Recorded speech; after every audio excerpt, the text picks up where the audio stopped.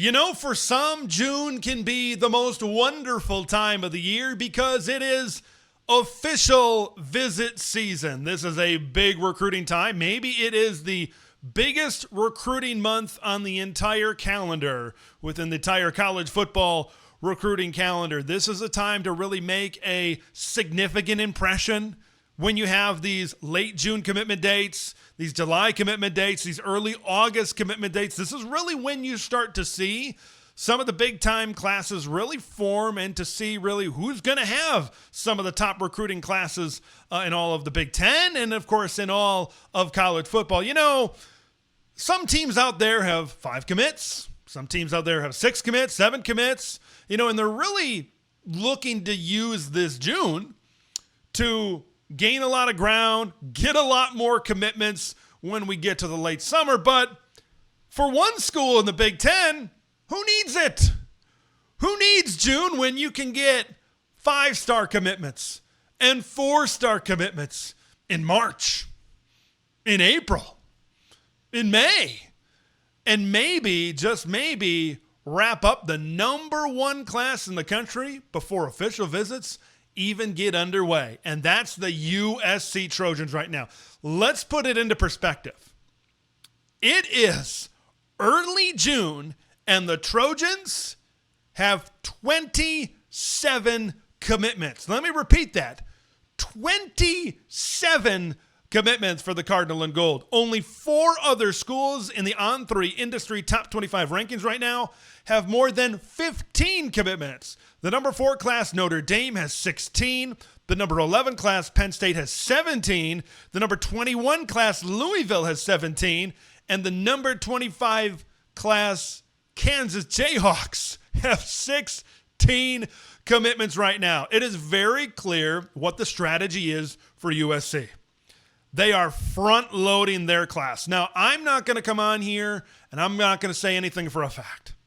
But there have been kind of rumors floating around out there. There have even been some comments from SEC coaches out there as it pertains to early commitments and as it pertains to money, offers, and NIL. Maybe schools out there, and I'm not specifically saying it's USC, but you could maybe understand why someone might think it's USC, where people out there are saying, well, some of these schools are paying a kid X amount of dollars to just commit right now.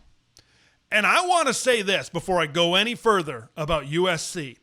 If that is indeed the strategy for the Trojans, you can't hate. If that's the strategy for Chad Bowden, you got to give him a thumbs up. If that's the strategy for House of Victory, you got to give them props for investing this kind of money 6 or so months before the football season even begins. Okay? They clearly have a strategy, and they know this is the year before the House settlement kicks in. What happens after the House settlement? We don't know exactly how that's going to pay out with things financially surrounding the sport. But once again, I'm not saying this is the case, but if it is, USC is clearly taking advantage of the lack of rules. They are taking advantage of college football recruiting and college athletics being Deadwood, Dakota territory in 1876. It is the wild, wild west out there. Now, this is going to be a little bit of a challenge having 27 commits right now. You would think, well, they're in our back pocket. If indeed there was some financial offer distributed them for a commitment, right? And I'm not sure exactly what the contracts entail with some of these USC commitments right now, but this is going to be a challenge because holding on to a lot of these high-profile players, they've already received 1 high-profile decommitment, 5-star linebacker Xavier Griffin, but that's a linebacker out of the state of Georgia. Okay, what do we know about 5-star defenders out of the state of Georgia? Remember last year's class, what was it, Justice Terry, Isaiah Gibson, a couple of defensive linemen that were committed to USC that decommitted. It is tough to go into that area and take big-time defensive players and keep them committed. But I'll kind of get to why I believe that USC is actually going to be able to retain a majority of the really good players in their class here in just a minute. But teams are going to be coming after these commitments.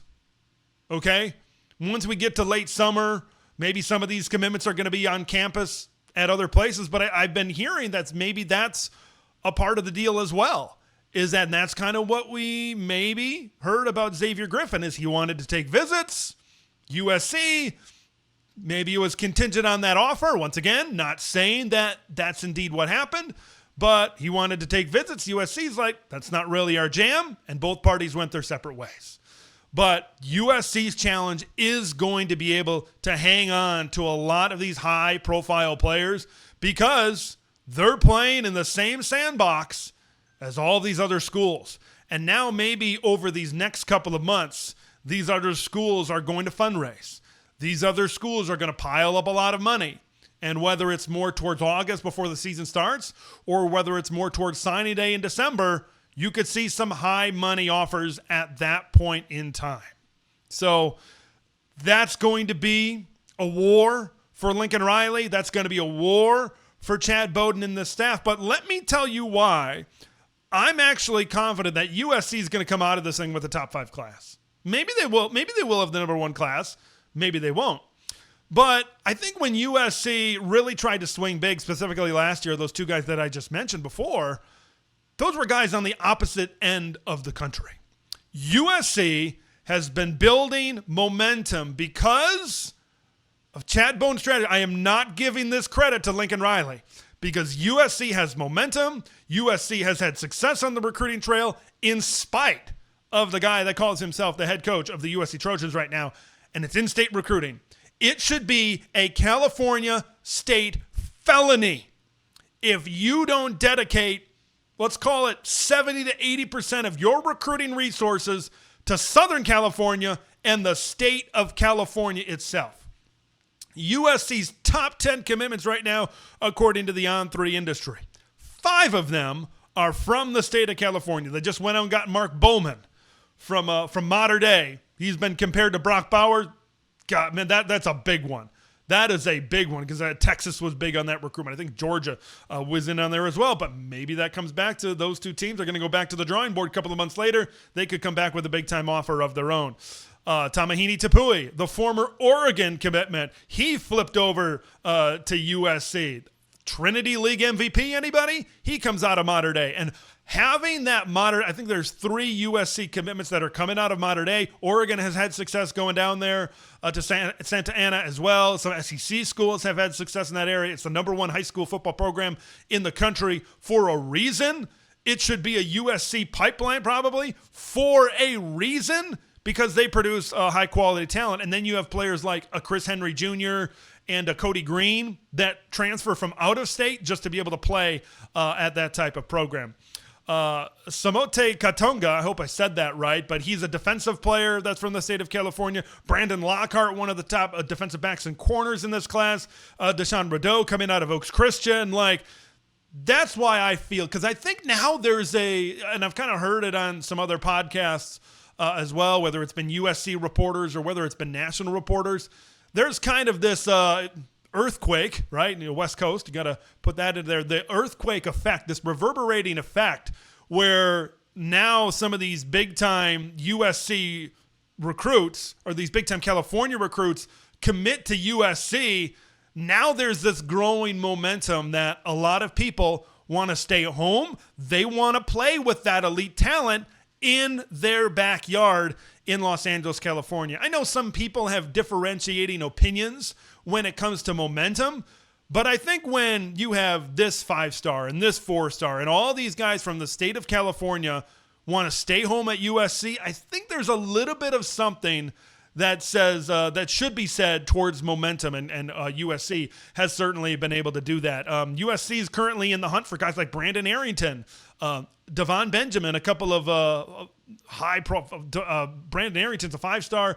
Arrington is a 5-star. Devon Benjamin, I think, is like a 4-star prospect right now. I kind of look through the top 100 player rankings. I don't know how much more really super high caliber talent that there's going to be that's going to commit to USC. But if this class, the one that's there, if 90 to 95% of these guys sign on the dotted line, this is certainly going to be a big step forward for the future of Trojan football right now. These next 6 months are going to tell USC's future is on the line right now. One, being able to retain this recruiting class, I think, has a lot to do with the on-the-field product as well this season. If USC, I don't think USC is going to be a 9 or a 10 win team. Could they? Yeah, they could be. But if USC continues to take steps forward, say they go 8-4 or something like that, it's that bridge season towards next year, and they really continue to show signs of improvement, I think that's going to really resound with some of these commitments as well, where, hey, maybe there's some money being floated out there by School X, some money being floated out there by School Y, says, no, I see the vision.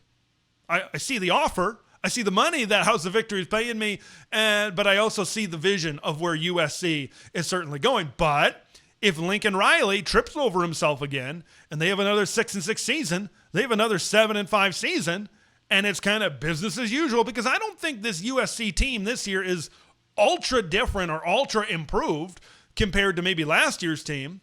It could be that way on the field, but right now, as I'm looking at it in the month of June, roster-wise, I don't really see a huge, giant, significant difference. But if they fall flat on their face again, I think you're going to see start on the recruiting trail with some of these players. You're going to start to hear some of these rumblings yet again, and maybe there's a little bit of second guessing going on. But I'm confident that USC is going to have one of their best recruiting classes in recent memory.